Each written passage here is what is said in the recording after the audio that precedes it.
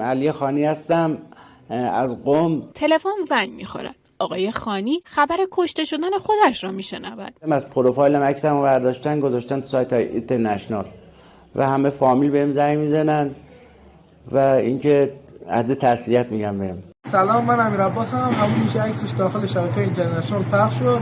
کشته های خیالی میسازن. فرقی هم نمیکنه نامبرده زنده باشد یا مرده. امروز 11/11/1404 مطلع خبر شدم.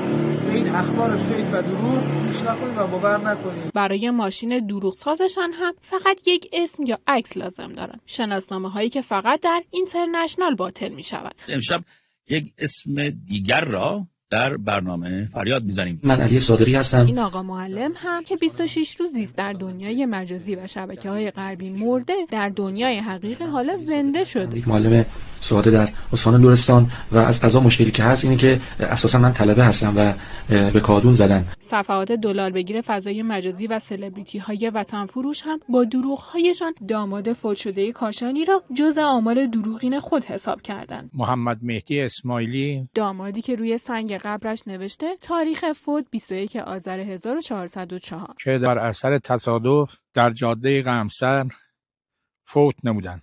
این جاعلان مرگ یک کشاورز را هم به سناریوهایشان اضافه کردند. برادرزاده ما سر زمین بود و بر اثر خفگی یا برق گرفتگی فوت شدند. در ادامه سناریوی کشته سازی ها برای اینکه عددهایشان جور در بیاید، حتی سربازان صهیونی را هم در فهرست کشته هایشان جا میزنند. چند صد نفر کشته شدند. 2000 نفر کشته شدند. 12000 نفر به قتل رسیدند. بیش از 33000 تن رو بیش از 50000 نفر. پس از انتشار فهرست منتشر شده دولت، حالا اینترنشنال به اینجا رسیده. 6000 نام از جاویدنامان انقلاب ملی ایرانیان رو ما در دست داریم. از این تعداد هم نام 1141 نفر منتشر شده که با جستجوی ساده میتوان نام زنده ها را هم در آن دید.